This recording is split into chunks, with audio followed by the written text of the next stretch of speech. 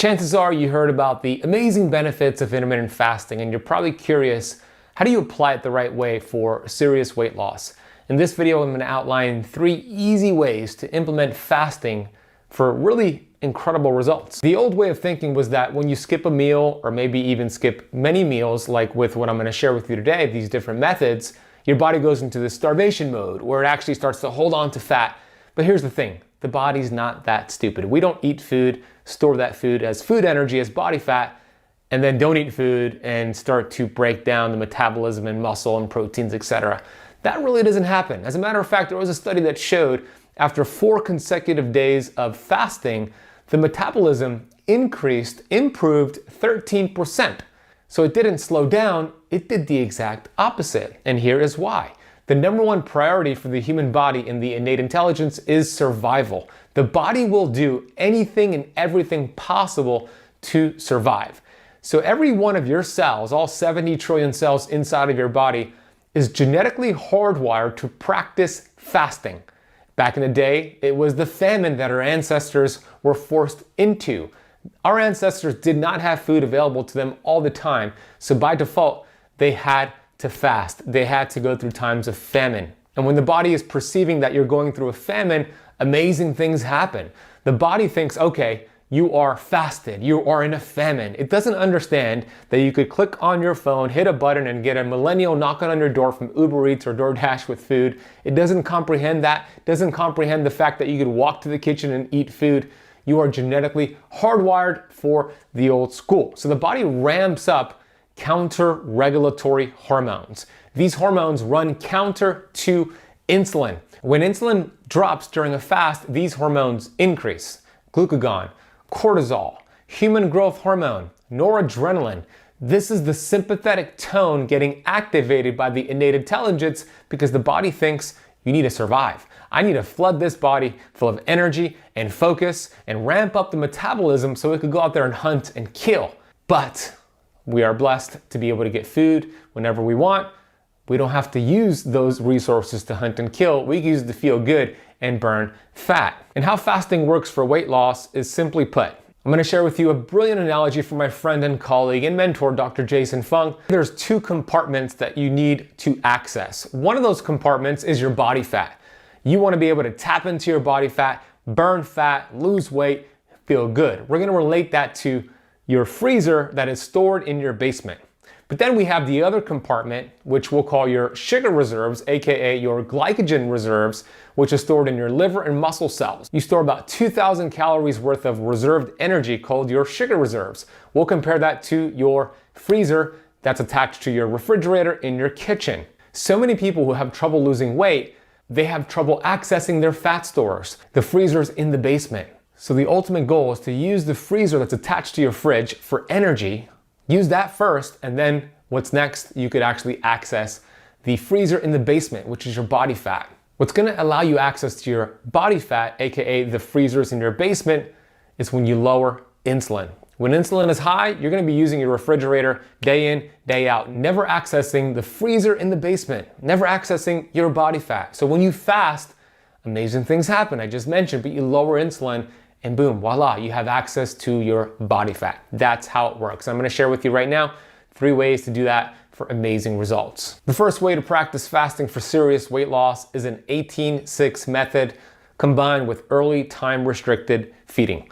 Let's unpack that real quick. An 18-6 method means during a 24-hour period, 18 hours out of the 24 hours, you're in a fasted state. You're having water, some sea salt, your electrolyte, maybe some black coffee and tea, but nothing else. No meals, you're not raising glucose and insulin, you're not starting the digestive process, you're in a fasted state. Then you have a 6-hour feeding window, meaning you have your calories, your meals, your protein, your macros within the 6-hour window. Now in the past, I would have said to skip breakfast and have lunch and dinner. Now through research that has come out, a lot of research that has come out, I'm more of a fan of having breakfast and lunch and skipping dinner. Why do I say that? Well, because there was a study that came out from the University of Alabama from Dr. Courtney Peterson, and they looked at 2 different test groups. One group was performing an 18-6, but they were eating breakfast and lunch, skipping dinner. The other group, same fasting schedule, the only difference is that they had lunch and dinner and skipped breakfast. And something really remarkable happened in this study. First of all, it was a really well-controlled study in a lab setting, and they measured different metrics like insulin, blood pressure, glucose. But something that I noticed from the study is that when they measured autophagy, which is your body's ability to regenerate cells and repair cells and clean out the junk, essentially, there was a 22% increase in autophagy after 4 days with the early time-restricted feeding group versus the other group. Not only that, they looked at the 𝙎𝙬𝘽𝙎𝘾 gene, which is a gene that has been shown in research to be this anti-aging gene. It protects the telomeres, which protects your DNA, which helps you live a long life and prevent disease. And they saw after 4 days, the early time-restricted group had a 10% increase in the 𝙎𝙬𝘽 gene. So the optimal schedule on this 18-6 is going to be 8 a.m. to 2 p.m. is your eating window, your feeding window. What are you eating during that window? The number one thing to prioritize is protein. You want to hit your protein requirement in that 6-hour window between 8 a.m. and 2 p.m. That could come from 2 meals or 3 meals. The goal is to get it all in the 6 hours. Now, how much protein should you be having? What I tell my students is to aim to get 1 gram of protein per pound of your ideal body weight. For example, let's say you weigh 220 pounds, but your ideal body weight, the goal weight you want to get to, is 160 pounds. Therefore, you're going to consume within those 6 hours 160 grams of protein, ideally animal-based protein over plant-based protein. Now, for carbohydrates, what we want to do is keep your total carbs in that window of 6 hours, keep the total carbs under 50 grams for that window, which is going to allow insulin to stay low and get you into ketosis as well, which has an added benefit. Now, for fat, you just want to get the naturally occurring fat that comes with the protein. There's not really a marker to hit, just get the fat that comes with the protein. So that is the first method, early time restricted feeding. You're going to be eating most days 8 a.m. to 2 p.m., getting your protein, getting your fat, lowering your carbs. The second way is a 24-hour water fast. You're going to perform this only once per week. The benefits of a 24-hour water fast are numerous. Of course, you'll lower insulin even more, be able to tap into your body fat, you'll get more of this autophagy and repair, but what it does for your gut is pretty incredible. There was a study that came out from MIT that showed a 24-hour water fast strengthened the intestinal stem cells in mice, which is very important because a lot of people have leaky gut, digestive issues, and just a 24-hour fast can be a great way to heal that. There's also some research that shows a 24-hour fast raised human growth hormone 1,300% in women and up to 2,000% in men. Human growth hormone is a very important anti-aging hormone, fat-burning hormone, and muscle-building hormone. Celebrities and musicians and actors, they pay thousands of dollars every month to their doctor to get human growth hormone injected into them because of all those amazing benefits. Now, there are side effects to getting it injected, but what if you could get the same benefits endogenously through your body?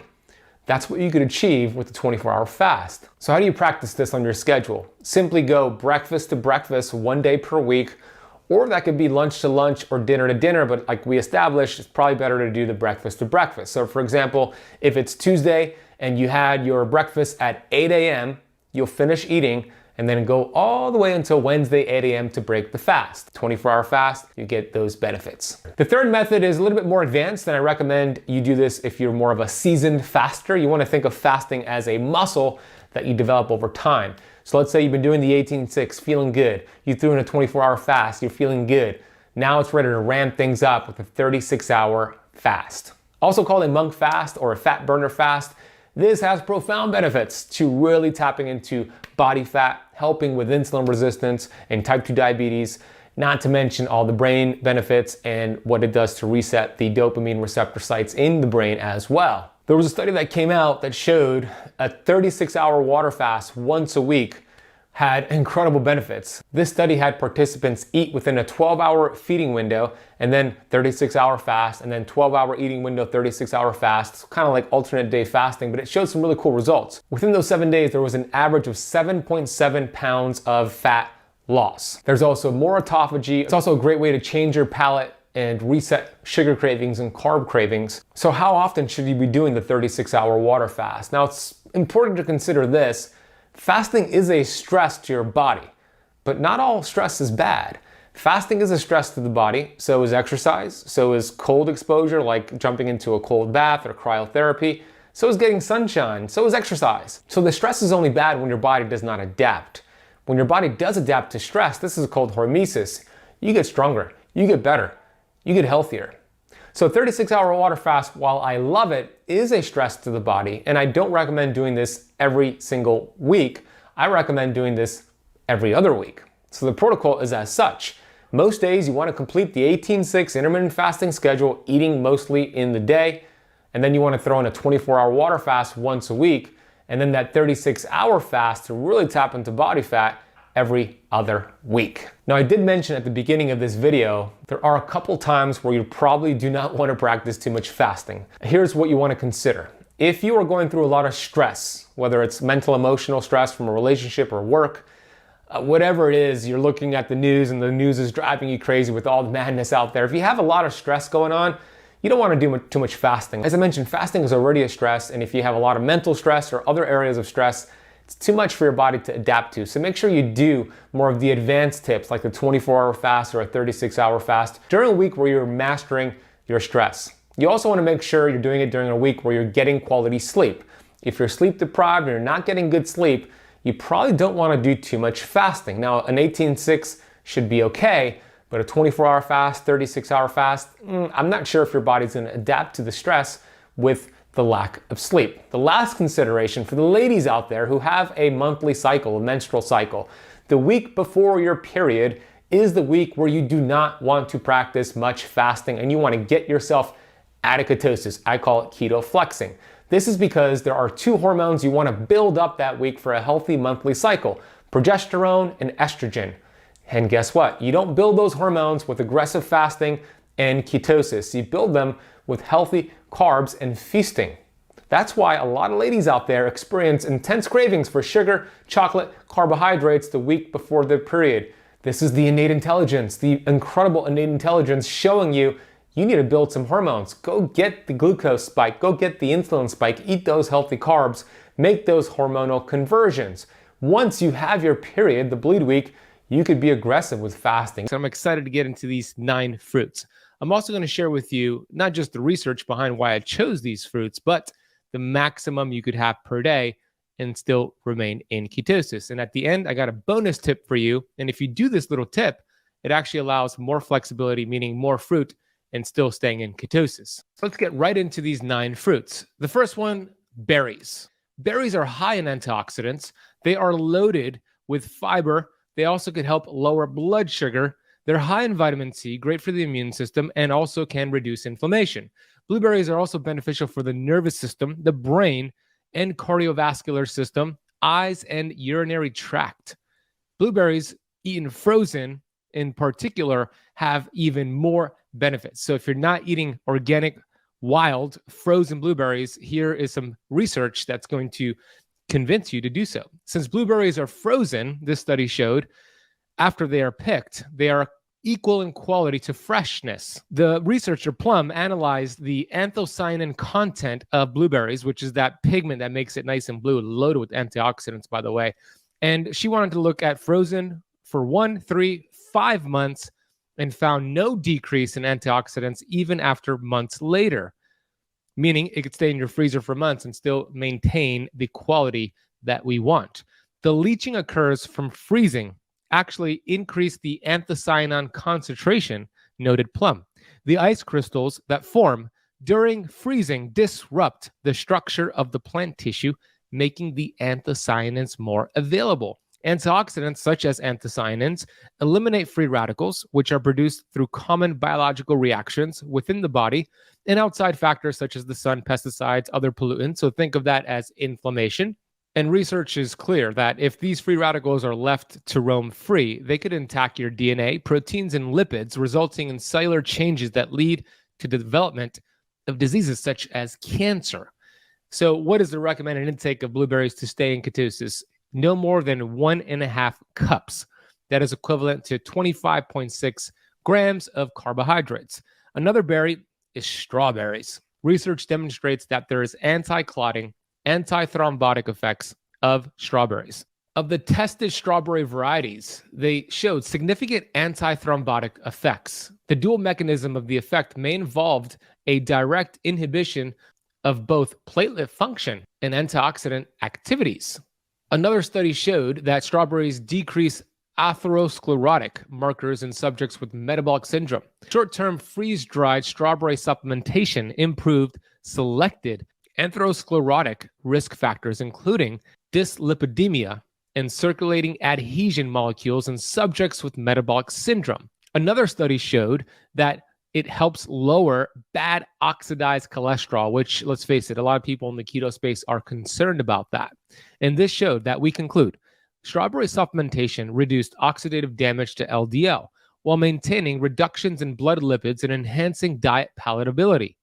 Added fruit may improve the overall utility of diets designed to lower coronary heart disease. And we know heart disease is through the roof. So what's the recommended intake?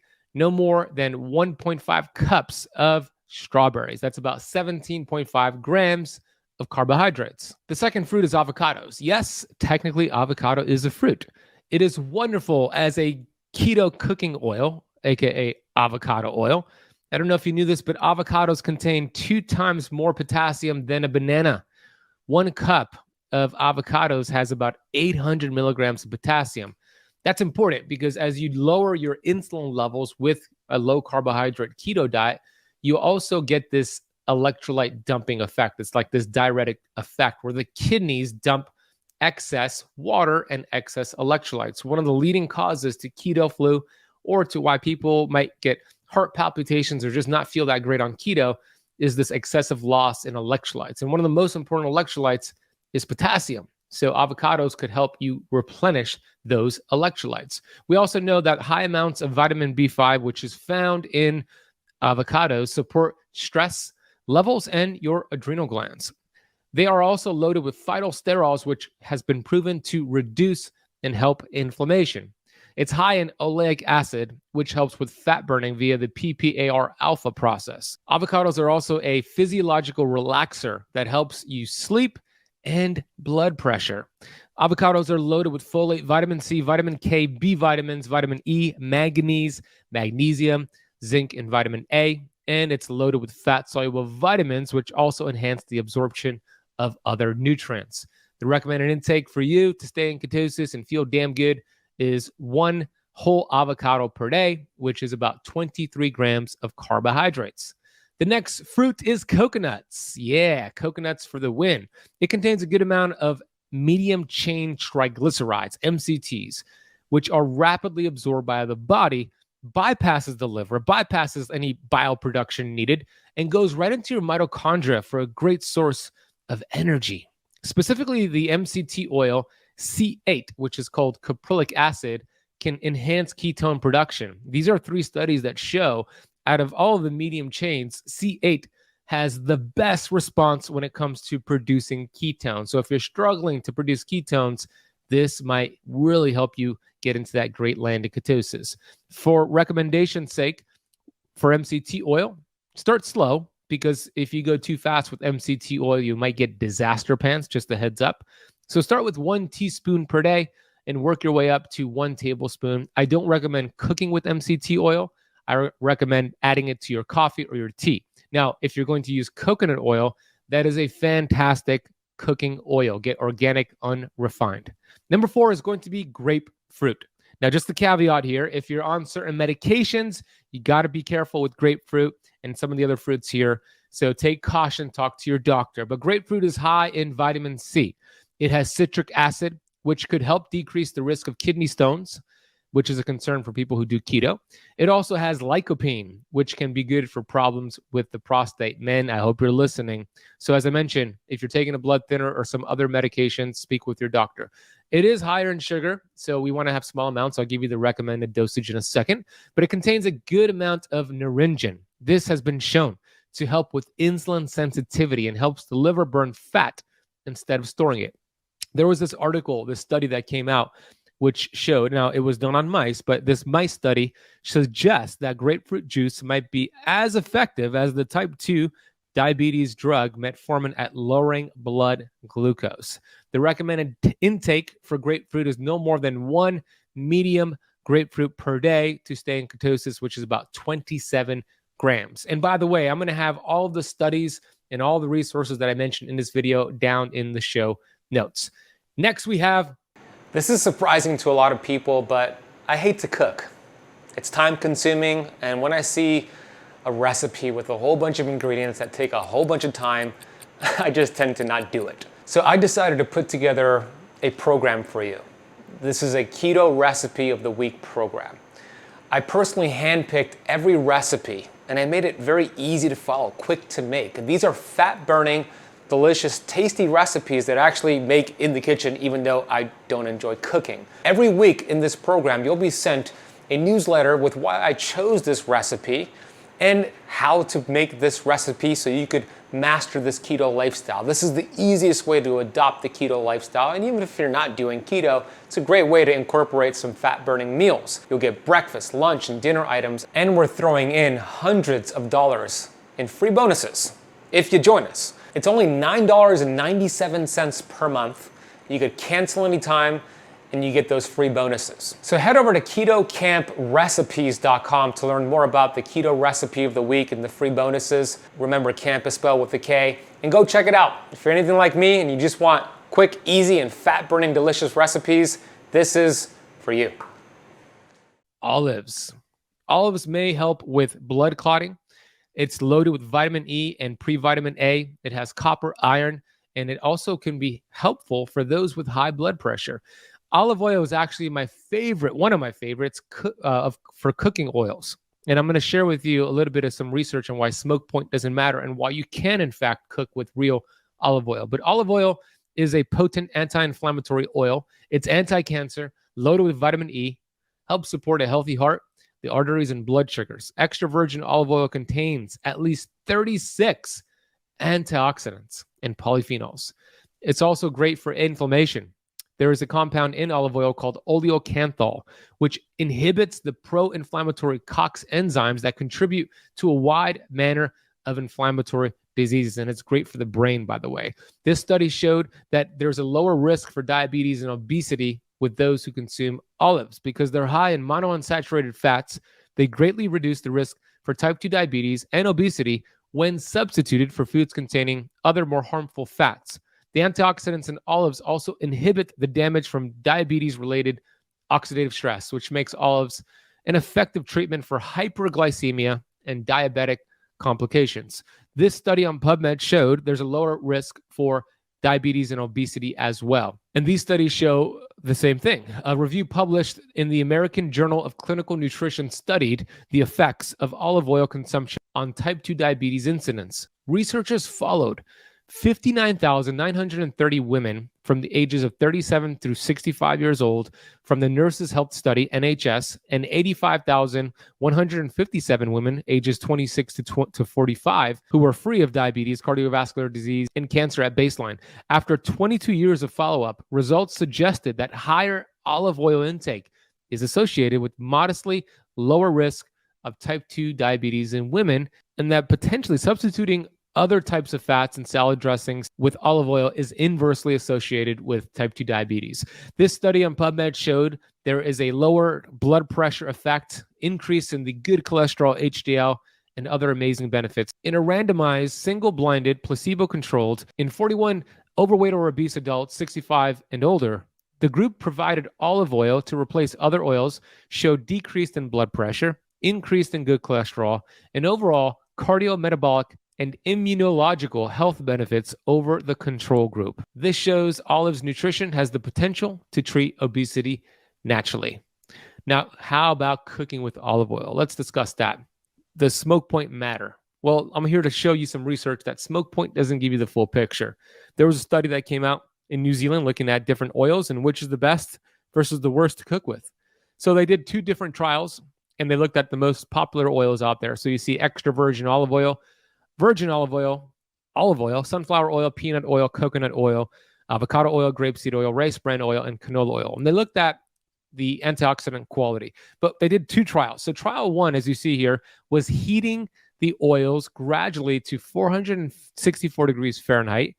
Trial 2 is deep frying for 6 hours at 356 degrees Fahrenheit. And they looked at the antioxidant quality after heating and before. And you can see extra virgin olive oil had far more antioxidants than any other, followed by virgin olive oil, regular olive oil. So it's loaded with antioxidants. But also, instead of smoke point, which they also looked at, because olive oil, it's true, it doesn't have a high smoke point, but more important than smoke point is looking at these carcinogenic compounds that are produced after heating an oil called polar compounds. And the more polar compounds after an oil is heated, the worse it is for you. Look what scored the best, meaning the least amount of these harmful compounds: extra virgin olive oil, followed by coconut oil, avocado oil, which we already made that suggestion. So I love real olive oil. Now that's the thing. It needs to be real extra virgin olive oil. Some of these olive oils out there are cut, so make sure you get a good one. The one that I use is from a company called the Fresh Press Olive Oil Club, which I'll share with you in a second. The recommended intake that I suggest is 2 tablespoons of olive oil per day. Use it for cooking, salad dressings, and dips. And if you're going to eat the actual olives, 1 to 2 cups per day, which is about 6 to 12 grams of carbohydrates. My favorite olive oil that I use is from the Fresh Pressed Olive Oil Club. They're clean, they're organic, they support small regenerative farmers, and you could get a $39 bottle for $1 by going to ketocampoliveoil.com. We'll drop a link for that down below as well. The next one is lemons and limes. Lemons and limes support the liver to produce healthy bile. This is important for breaking down fat, because when you eat dietary fat, you got to break it down, and the liver produces bile to break that down. The gallbladder is the storehouse. The liver is what produces the bile. So number one reason I see why people struggle on keto and they have digestive issues, they got thick, sluggish bile. So the solution would be bitters, including these right here, lemons and limes. Research shows it's great for heart health, fights against cancer, enhances weight loss, boosts immunity, aids in kidney stone prevention and reversal, increases iron absorption. These studies showed that heart disease is a major problem around the world. We know that. As the leading cause of death, it was responsible for an estimated 31.5% of all deaths worldwide in 2013. And by the way, that got worse. Studies show that eating lime fruit could reduce several heart disease risk factors and may help give your heart health a boost. One animal study in Iran, for example, showed that treating rabbits with lime juice and lime peels helped slow the progression of atherosclerosis, the buildup of plaque in the arterial walls. This study showed limes are an excellent source of vitamin C. In fact, just one lime can knock out nearly 1/3 of your vitamin C need for the entire day. Getting enough vitamin C in your diet is very important for many aspects of health, but it's especially crucial when it comes to immunity. Limes also contain plenty of antioxidants. These beneficial compounds promote immunity by neutralizing harmful free radicals, which protect your immune cells and ward off infection. So the recommended intake for lemons and limes would be 1 lime or 1 lemon per day. Squeeze them over your proteins or vegetables, put it in water. It is fantastic. That is about 5.4 grams of carbohydrates. Next, we have watermelon. Watermelon is actually my favorite tasting fruit, and it could help support immunity, improve heart health, helps with kidney stones, aids in hydration, digestion, detoxification, may help with weight loss, and even help with acid reflux. This study, well, several studies are showing really cool things about watermelon. A review published in the Journal of Advances in Nutrition showed that eating plenty of potassium-rich foods can positively impact blood pressure levels, which may be useful in reducing the risk of conditions like a stroke or a heart attack. And watermelon is loaded with potassium. Lycopene also benefits heart health by reducing inflammation, fighting oxidative stress, and potentially improving blood lipid levels. And watermelon is loaded with lycopene. New research, including results from a 2019 study, suggests that drinking 100% watermelon juice is a palatable, effective means of increasing serum lycopene in older adult women, a group at risk for low carotenoid intake.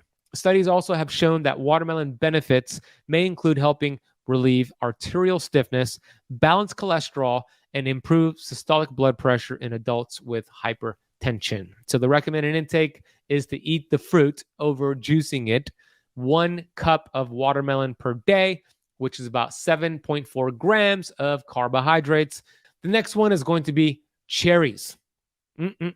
Promote weight loss, boost heart health, loaded with antioxidants, helps treat inflammation, great for gout, and also helps promote quality sleep. So let's talk about gout real quick, which is a big concern for many of you watching this, I'm sure. A study published in Arthritis and Rheumatism evaluated 633 individuals with gout who were treated with cherry extract for over a 2-day period. This cherry treatment, hard to say that, cherry treatment, was associated with 35% lower risk of gout attacks. It also helps with sleep. Sleep is foundational, especially with keto. Tart cherry juice contains high levels of phytochemicals, including melatonin, but not just the juice, the actual cherries too, by the way. This is a molecule, melatonin is critical for the sleep-wake cycle and one of the most powerful antioxidants for your mitochondria, by the way. In a study published in the European Journal of Nutrition, 20 volunteers consumed either a placebo of tart cherry juice concentrate for 7 days. As a result of the treatment, total melatonin content was significantly elevated in the cherry juice group. Recommended intake to stay in ketosis is half a cup of raw cherries, which is about 12.3 grams of carbs, or 2 ounces of tart cherry juice, which is 8.6 grams of carbs. I put at the bottom there, having it as a dessert could be a great thing for you to do. It really gets you your sugar fix, but also could help support sleep. So it's a great dessert after your last meal. I have my final fruit coming up, and then I have a bonus tip. So let's get right into that. Last one is going to be cranberries. Cranberries have been proven to prevent and treat urinary tract infections, help decrease inflammation, helps with certain cancers, also improves immune function, benefits the digestive tract, and also reduces risk of heart disease. Let's talk about UTIs. Urinary tract infections are very common, and one of the most well-known benefits is cranberry, as its ability to be used as a home remedy for UTIs. UTIs are significantly more common in women than men due to the location of the urethra.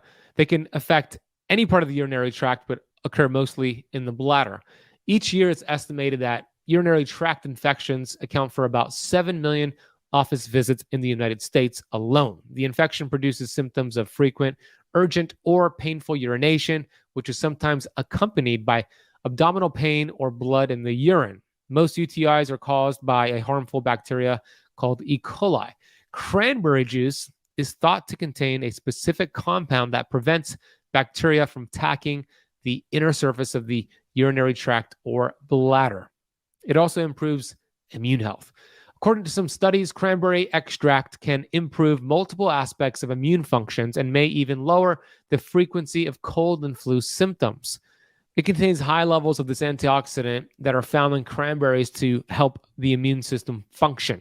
One of the biggest benefits of cranberry juice is its ability to ward off harmful bacteria and keep it from accumulating and growing in the gut lining. Cranberries are also loaded with vitamin C, supplying about 24% of the daily recommended value in a single cup serving.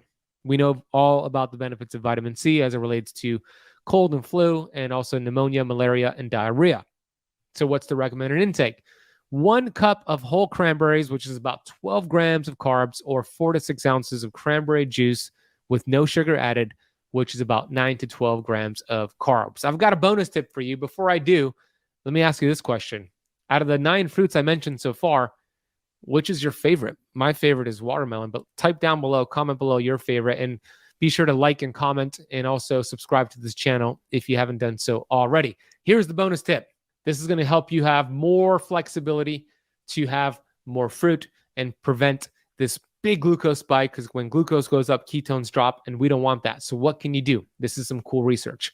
In a 2021 review of 51 studies published in Sports Medicine, researchers found that doing a single bout of at least 30 minutes of exercise, continuous cardio, within 6 hours of eating decreased glucose and insulin levels in the 6 hours after a meal. This is called the postprandial period, compared to being at rest. The paper is novel in it that it examined the glucose and insulin responses of only people without a diagnosed metabolic disorder. But also in 2016, a review examined 39 papers, which encompassed a collective 615 participants with various metabolic conditions such as diabetes, prediabetes, and obesity, and people without any diagnosed conditions. In the study, authors concluded that exercising 30 to 45 minutes after eating is the ideal time to curb glucose levels. That exercise could be going for a walk, by the way. Low to moderate intensity activity, like a brisk walk, appears best for keeping the glucose levels in check after eating. One reason for this is that walking depends on aerobic metabolism, which draws upon glucose in combination with fatty acids and protein in the body. When you take a walk after eating, you burn through glucose at a moderate rate to help curb a spike without prompting the production of additional glucose. If you feel like you want to have more fruit than the recommended intake that I gave you, go for a walk after eating or do some exercise at least 6 hours before you have the fruit. What if there was a way to enhance your ketogenic results just by simply eating some specific foods? I'm going to share with you 5 ketogenic foods that's going to enhance your results. I'm talking about more energy, more fat loss, more ketone production, and just having you feel like a rock star. Let's get right into this video.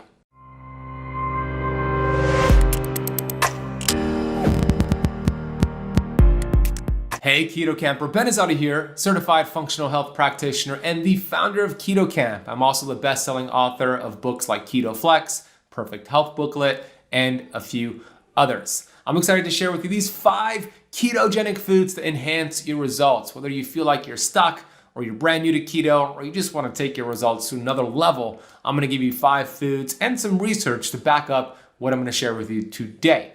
The first food is going to be MCT oil. MCT stands for medium chain triglycerides. The unique thing about MCTs is that they have the ability to bypass digestion, meaning it does not require stomach acids and bile to break it down, which means it goes right into your cells and tells your mitochondria burn fat, produce ketones. Now there's one specific MCT oil that research has shown enhancement in ketone production.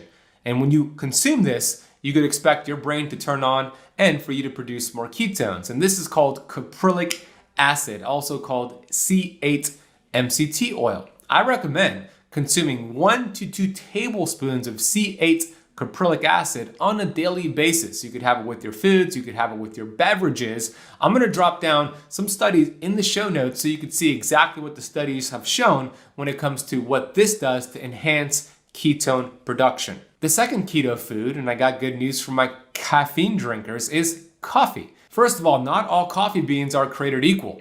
I would estimate that 90% plus of the coffee beans out there are toxic and actually leading to inflammation in your body. I'm talking about the Dunkin' Donuts, I'm talking about the Starbucks, I'm talking about these commercial chain coffee shops. They have beans that are loaded with pesticides, heavy metals, and even mycotoxins and mold spores. But when you could find a clean source of coffee, not only can it be anti-inflammatory, there is also some research that shows the caffeine in it can enhance ketone production. So here's the hack for you. I mentioned in tip number 1, C8 caprylic acid. Put that MCT oil, 1 to 2 tablespoons, in your cup of clean coffee. Let it mix together, and this will be a cocktail for ketone production. And a quick little hack for you when it comes to drinking your coffee, it's important to understand this. The worst time to have your cup of coffee is right when you wake up in the morning.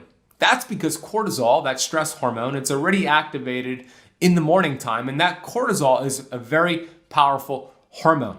And when you consume your cup of coffee with caffeine, in combination with having high cortisol levels, that cortisol will render the caffeine useless, meaning you're going to want a second cup, third cup, fourth, fifth cup, maybe go for some 5-hour energies, which are toxic, and you're not going to get that effect that you want from the caffeine. But here's the best time to have your cup of coffee. Wait an hour and a half after you wake up, which is 90 minutes. Cortisol begins to naturally drop down, then have your cup of coffee. Boom, they bind together to give you much more bang for your buck, sustainable energy release throughout the day.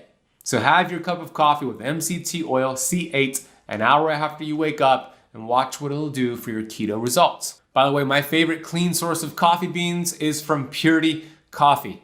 They have been tested for mold, they're mold-free, heavy metals, heavy metal-free, and pesticide-free as well. They're clean. You could find their coffee beans over at 𝙎𝙬𝘽𝙎𝑐𝑜𝑚p.coffee.com. We also have a 10% off coupon with using the code KETOCAMP. We'll drop a link down below. The third tip is going to be real extra virgin olive oil.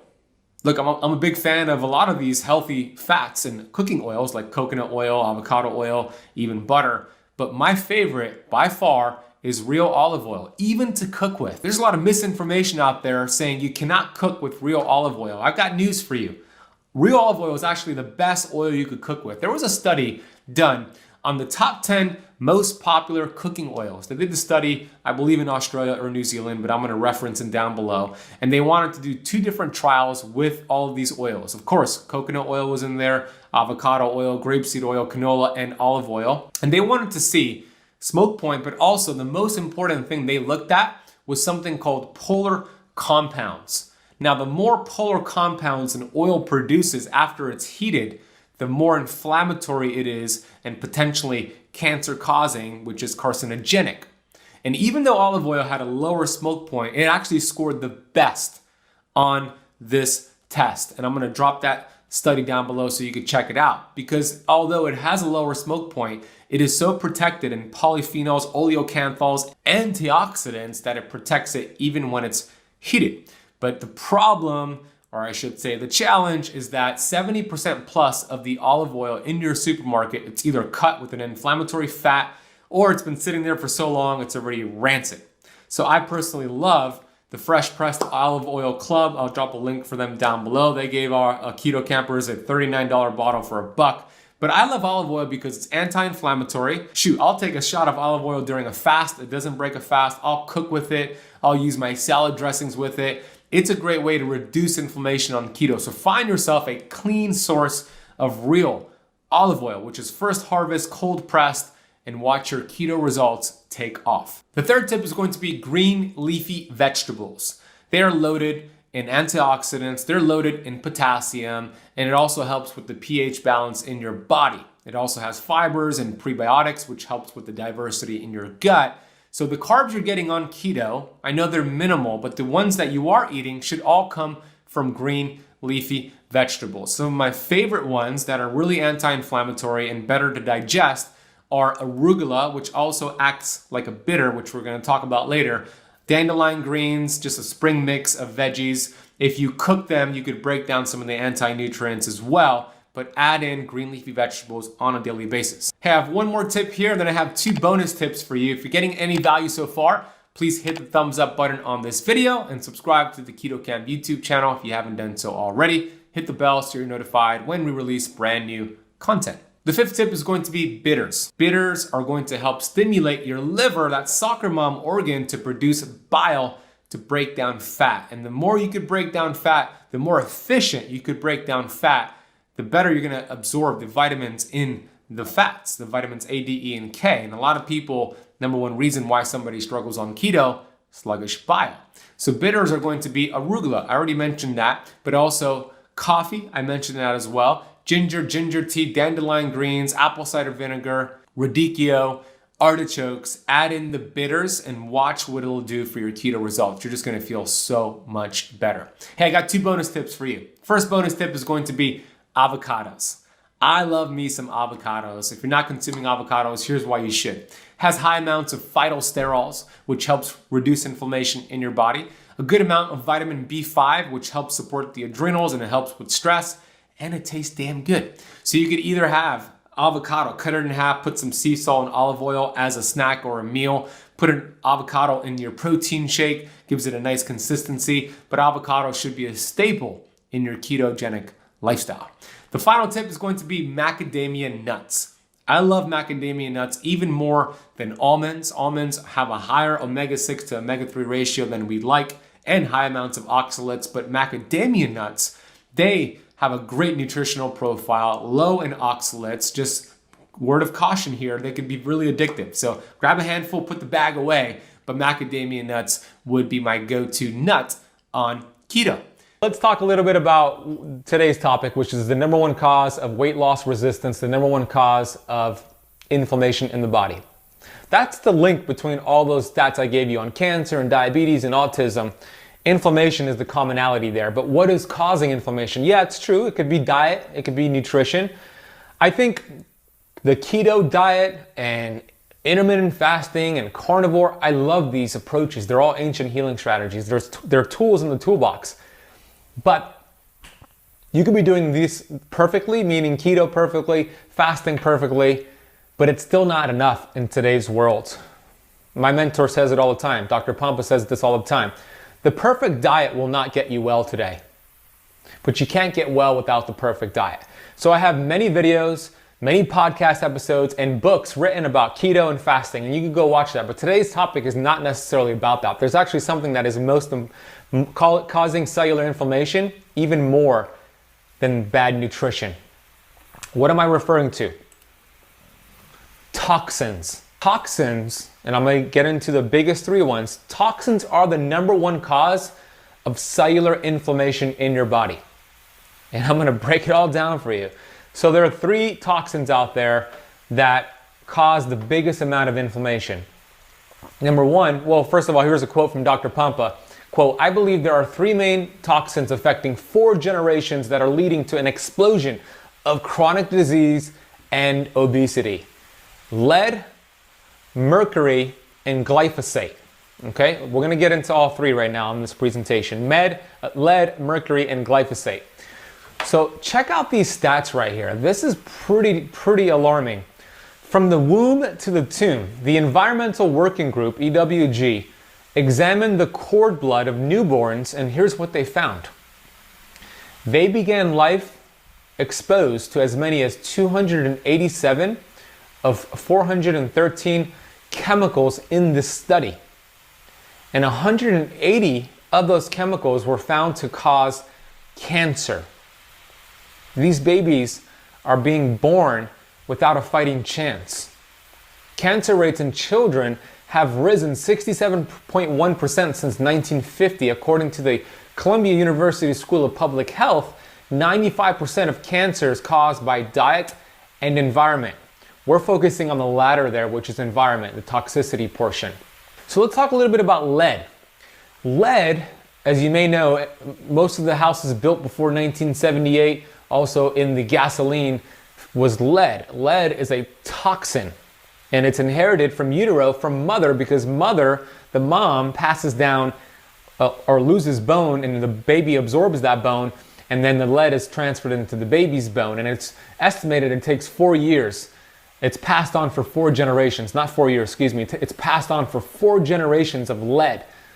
All right, lead turns on bad genes with many diseases, including obesity, for 4 generations. So these are genes. Being obese, having the symptoms you might be having right now, there are genes that were turned on. And one of the major things that turned on this gene is lead. When we talk about lead, you probably think about Flint, Michigan, which it's true. They had high amounts of lead, which led to a lot of destruction in Flint, Michigan. But it's not just Flint. The entire drinking system, drinking water, tap water in America, if you're drinking tap water, I think this article showed that lead found in California schools. This article showed that 18 cities in Pennsylvania, including Pittsburgh, had higher levels exposures in the water more than Flint, Michigan. Yikes. We also know that lead affects the brain, leading to things like Alzheimer's and dementia. So this study in Scientific American showed pregnant women exposed to lead had newborns who scored slightly lower on testing measures on reflexes and other skills tied to brain development, according to a new study in China. As you can see in this graphic here, on the left you have a normal brain, on the right you have a brain with lead. This study also showed on PubMed a longitudinal study of chronic lead exposure and physical growth in Boston children, and here's what it said. The results suggested that chronic lead exposure in childhood may result in obesity that persists into adulthood. Then we have lead disrupting your gut microbiome. We know a lot of disease starts in the gut. This study showed that chronic lead exposure leads to the change in the gut microbiome, which is increasing your chances of obesity. Here's what the study said, quote, early life exposure to lead causes a long-lasting impact on gut microbiome, and the change of gut microbiome may partially contribute to the increased body weight in adult life. Then we have the next super toxin, which is mercury. I have a personal story to share with you on mercury. Where does mercury come from? It comes from silver amalgam fillings. Let me stop my share here. Mercury comes from silver amalgam fillings. It comes from contact lenses back in the 80s and 90s, flu shots, vaccinations. My personal story, I don't know if you know my story, but I was obese for most of my life.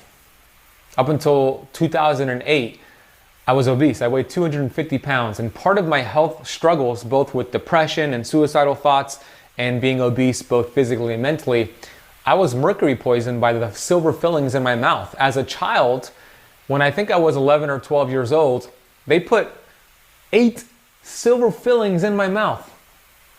Silver amalgam fillings. I don't know if you knew this, and they're still doing it to this day, which should be criminal, but every silver filling contains 48.5% mercury. That mercury goes from organic mercury in the tooth, and it vaporizes, it crosses the blood-brain barrier, and it gets stored in the brain, the hypothalamus pituitary. The significance of that is that the hypothalamus pituitary is the control tower for your fat-burning hormones, all of your hormones, as a matter of fact, your thyroid, all of your glands and organs, and if there's dysfunction there, there's dysfunction downstream. So it caused me to be depressed and suicidal and have brain fog, and it led me to being obese. So I went through removing it safely and going through detox, which we'll talk about. But mercury is everywhere. I want you to understand how dangerous it really is. The next thing is that, look at this study. This study showed this article was in FASB, right? Which is a prestigious article, indicates that the more amalgam fillings present in your mouth, the more mercury you will have in your organs, including the brain, kidneys, heart, and liver. Yikes. The DRASH study showed that, this is a very impressive study. The professor of toxicology at the University of Munich showed that the amount of mercury in aborted embryos and dead infants corresponds to the amount of amalgam fillings present in mom. What does that mean? That means babies that were aborted for whatever reason, that didn't make it, they did autopsies on these babies' brains, and they found mercury in their brain, and it was correlated to the amount of mercury in mom's mouth, meaning we pass on toxins generations after generations. Isn't that insane? This study also shows that the TAGM study did an analysis, and it showed mercury in maternal and cord blood, breast milk, so it showed mercury in the breast milk from moms who had silver fillings. This study shows that mercury can cause obesity. So increased methylmercury toxicity related to obesity in diabetic mice. Another study showed that mercury increased visceral fat. There was an association between blood mercury levels and visceral adiposity in adults. Here's another one. How many of you have gotten a flu shot before? If you have, put in the chat box. I think I have when I was younger, but not as an adult. Hugh Fudenberg, who's a medical doctor, he was one of the world's leading immunologists and the 13th most quoted biologist of our time, with nearly 850 papers in peer-reviewed journals. Here's the quote from him, quote, "If an individual has had 5 consecutive flu shots between 1970 and 1980, which were the years of this study, his or her chance of developing Alzheimer's disease is 10 times greater than if they had 1, 2, or no vaccinations," unquote. When they asked him why this might be, he said the gradual mercury and aluminum buildup in the brain. This is not some quack guy. This is one of the world's leading immunologists with over 850 peer-reviewed journals, and he said a flu shot 5 consecutive years in a row 10x's your chances of developing Alzheimer's in your future because of the accumulation of mercury and aluminum. That's insane. Are we taught this by the government? No. Are we taught this by allopathic medicine? No. In fact, if you shared this with somebody who is a proponent of the flu shot, they would think you were nuts. You might think I'm nuts right now if you're a proponent of the flu shot. So here are the common symptoms of mercury. I experience a lot of these. Do let me know, out of all these symptoms here, I'm going to read it out loud because I know Instagram can't see the slides, but depression, mild fatigue, anxiety, forgetfulness, twitching of the eyelids. I had that all the time. Digestive issues. I'm still dealing with that now. Constipation, diarrhea, frequent bad breath, body odor, dizziness, irritability, sensitivity to sound, inability to concentrate, brain fog, abnormal menstrual cycles, low body temperature, cold hands and feet, tender teeth, tinnitus, which is ringing in the ears, insomnia, metal taste in your mouth, nail fungus, unexplained anger, and then autoimmune disease. These are all common symptoms of mercury. So the next thing on the list is glyphosate. There was a study by Stephanie Seneff, MIT researcher, that showed glyphosate makes both mercury and aluminum more toxic by driving these toxins deeper into our tissues. So when we're eating foods that are non-organic, that's a big issue. This other study showed that a correlation, like not a causation here, but this is a correlation between dementia and glyphosate. When they started spraying glyphosate back in 1989, this chart showed every year as glyphosate applications went up, deaths per year went up when it came to dementia, and it correlated. And that's from from Nancy Swanson in the Examiner. So what is the solution? I don't want to freak you out here. I'm going to give you the solution. If you want to get well, you have to fix the cell. All right, so let's talk about that. And that's from Dr. Pompa. This is going to be the most important part of the slide, of the presentation. I'm going to show you how to deal with this here. So I'm going to move this over so you can see my entire chart here. I'm going to move this here. I know it's backwards on Instagram, but I want you to be able to, ooh, that's not good. I want you to be able to see this. I want you to be able to see that. Okay, so, the answer comes with true cellular detox. All right, first let me share this. I'm going to be launching a 4-month detox program called True Cellular Detox, which I learned from Dr. Pompa, Dr. Mindy Peltz. I'm taking on 15 people, and I have 4 spots available for this. And I'm going to teach you an outline of what I'm going to be teaching the applicants of this 4-month detox program. It's starting in October, and we're taking on applicants, and you could apply for it over at ketocampdetox.com here. But let me show you the process. This is how you detox actual metals out of the tissue, because we want to get to the cell in order to get well. This right here is a cell. So maybe you could draw this with me, but here's the whole process of what I'm going to be teaching the members that enroll, the applicants in my Keto Camp Detox. We have our cells, so we're made up of 70 trillion cells in the body. Within your cell, you have the mitochondria. That's what this is, which produces ATP. ATP is the gasoline of your cell. ATP is what produces energy, you feel good. You also have a lipid bilayer, and then you have these receptor sites, which are your hormones connect to it. They're called integral membrane proteins. There's about 30,000 receptor sites on each cell. Isn't that insane? And hormones communicate to that, nutrients communicate to that, and then your cells produce energy. Hope you're taking notes here. Write down, cells produce energy like firewood produces energy. If I burn firewood right now in front of you all, in this room here at Keto Camp headquarters, there'll be a whole bunch of smoke. I need a chimney or some sort of outlet to take that smoke out. Well, your cells does the same thing. It produces energy, ATP, and then a healthy cell could remove the junk and then get good stuff in. But when you have cellular inflammation, which is the #1 cause of weight loss resistance, when we think about detox, we go to Whole Foods, when we do a Google search for detox, you're going to see, a colon cleanse, coffee enema. These are what Dr. Pompa calls poopers. They make you go poop. There's benefits to these detoxes, like juice cleanses and all that, but it's all downstream. It's all right here with the lymph nodes, the kidney, the liver, the gut, but it doesn't get to the cell. And what did we say earlier? If you want to get well, you got to fix the cell. We got to actually remove toxins from the cell, but we don't just go and attack those toxins. There's a whole process to it. So during my 4-month detox program that I'm launching in a couple weeks, 4 more spots left, I'm going to teach you the process where we prepare your body for detox. So we strengthen your lymphatic system. We strengthen the kidneys, the liver, the gut, and we work on downstream, because detox does start downstream and then we work our way up. The goal is to apply the 5 R's. So the 5 R's is what Dr. Pompa developed. It's one of the most brilliant processes in the world when it comes to detox. This is removing the interference, is R number 1, right? So remove the interference, the body will heal. R number 2 is regenerating the cell membrane. So reducing inflammation around the cells so nutrients and hormones could get in and toxins and junk could get out. That's R number 2. R number 3 is restoring cellular energy. Remember I said your cells produce energy? The mitochondria produces ATP. We want that process because that means you're gonna feel much, much better when your cells are producing energy.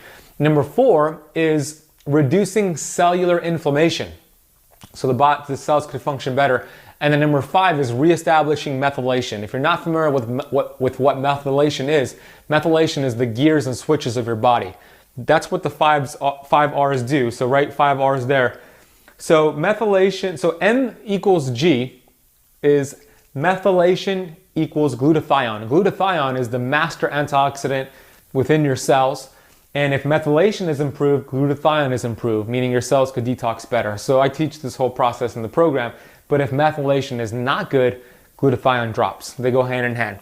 So the goal, here's how the 4-month program is going to work. The first month is the prep phase. We're preparing your body for detox. We're strengthening your downstream detox pathways, the lymphatic system, your kidneys, even your colon, your liver, your gut.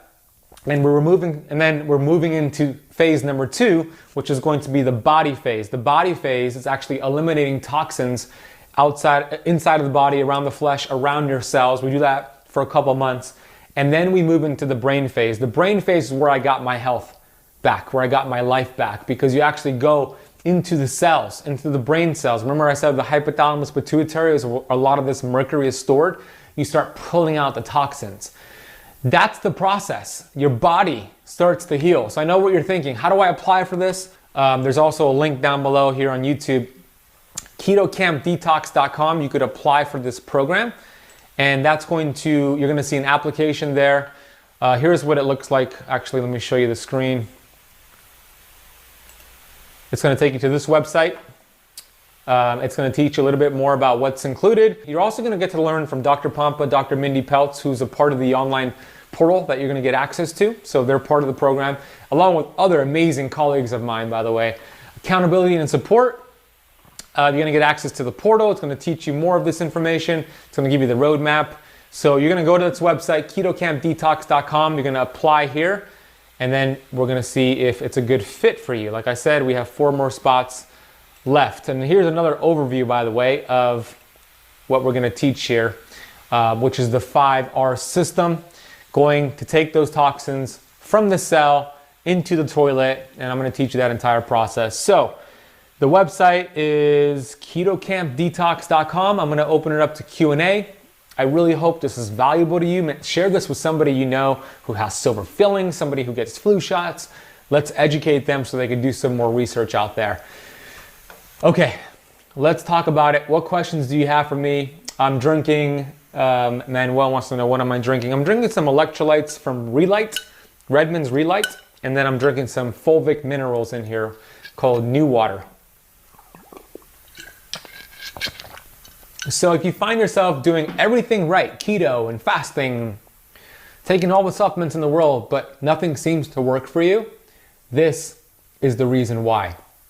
Toxins is number 1. Toxins are the number 1 cause of cellular inflammation. That's right.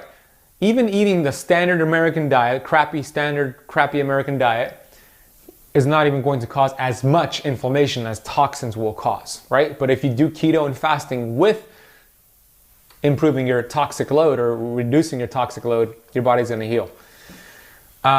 Is drinking a 9.5 pH alkaline water any better than drinking normal water?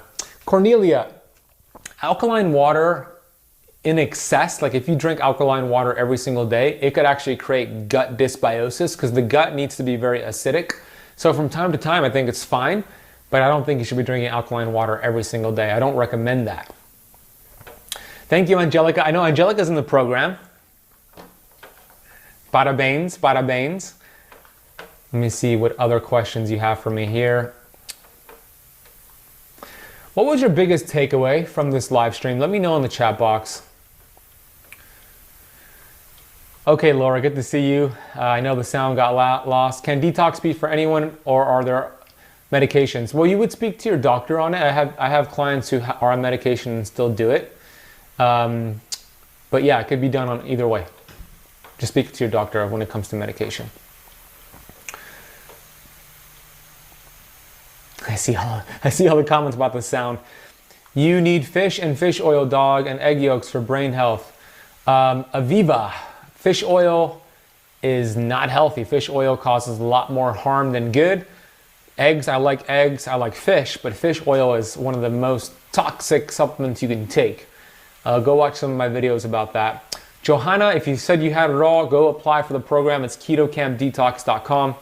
Again, we are going to finalize all applicants by next week. We have 4 more spots that we're going to approve of. Vicky says, thank you for your generosity and your passion. You are truly loved. I loved you right back, Vicky. Thank you so much for sharing that. Keep learning, Ben. You're educating us all. You're awesome, Vicky. Only long water fast helps me drop weight. When I eat carbs, it comes back healthy carbs. Carmen, it could be a toxicity issue. It could be a cellular inflammatory issue. Fulvic acids do not chelate metals. No, it might have some sort of mild effect. I'm not sure, but no, it's not a strong chelator. Can you mention again recommendations on which electrolytes and minerals? Yeah, I use Redmond's Relight.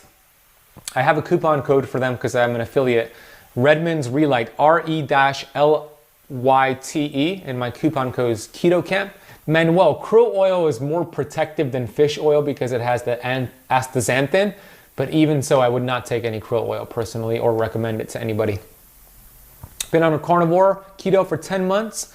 Have never felt better, but noticing hair loss and lighter periods. What do I need to change? Reagan, I think it's time, and congratulations, first of all, it's some commitment. I think it's time for you to do some keto flexing. Maybe some paleo high healthy carb days with more protein.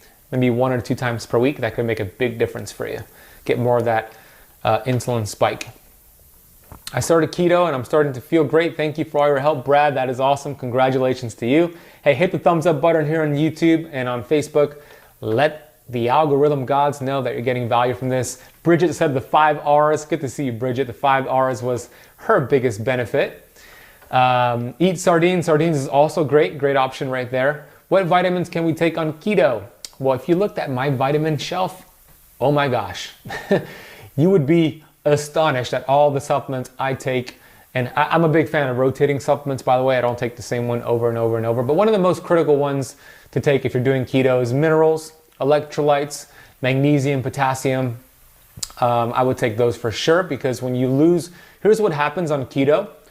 When you transition from burning sugar, being a sugar burner, a carboholic like I was, and you transition to being a fat burner and producing ketones, your kidneys are going to release a lot of excess water weight, which is terrific, right? You're going to feel lighter, you're going to look lighter. However, what's going to happen is that your electrolytes are also dumped. You get this electrolyte dumping. So it's important to replenish your electrolytes. So on keto, minerals are important, electrolytes, sea salt, potassium, magnesium. Those are very, very important to answer your question, Levi. Canned sardines are great as long as it's wild caught and it's BPA free. Green powders will not, like things like chlorella and cilantro will not chelate. They actually can make things worse. They can actually stir some things up. So they're not strong chelators.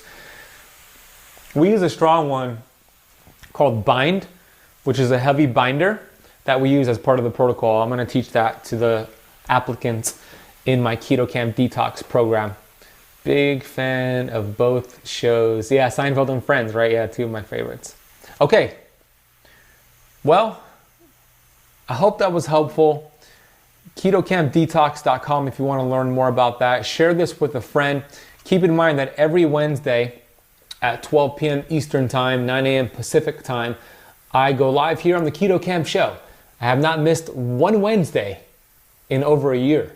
So I go live here on YouTube, Facebook, Instagram. So join me next Wednesday. Again, if you want to join, if you want to apply to join my detox program, we have 4 spots left. It's launching October 13th, but we're finalizing all applicants next week. Head to KetoCampDetox.com, KetoCampDetox.com. Mara, I'm glad that you enjoyed that. And is sparkling water good? If it's Pellegrino, it's good, but a lot of the other ones out there actually have some trace amounts of heavy metals. Mark, good to see you, brother. Doing keto for about 18 months. I have been a fan of your info. Bree Star, that is terrific. Congrats to you and thank you for watching. Kimmy says 18 months keto, only take magnesium and collagen and eat a balanced fresh foods. No processed diet, fluctuate up and down. Detox. Detox is important for everybody. I mean, let's face it. We live in a world that is the most toxic it's ever been. Not just the things that I mentioned today, not just the flu shots, the vaccinations, the silver fillings, the lead, but also the cleaning supplies, the car fumes, our water supply. I mean, toxins are everywhere and they bioaccumulate in the body. And guess what? Toxins make us fat and it prevents us from losing weight because, write this down in your notes, the number one priority for the innate intelligence, the human body, is survival. The number one priority for the body is survival. So when toxins enter the body through breathing, eating, on the skin, these toxins, the body does not want these toxins to enter our vital organs, our heart, our kidneys, our liver, our heart.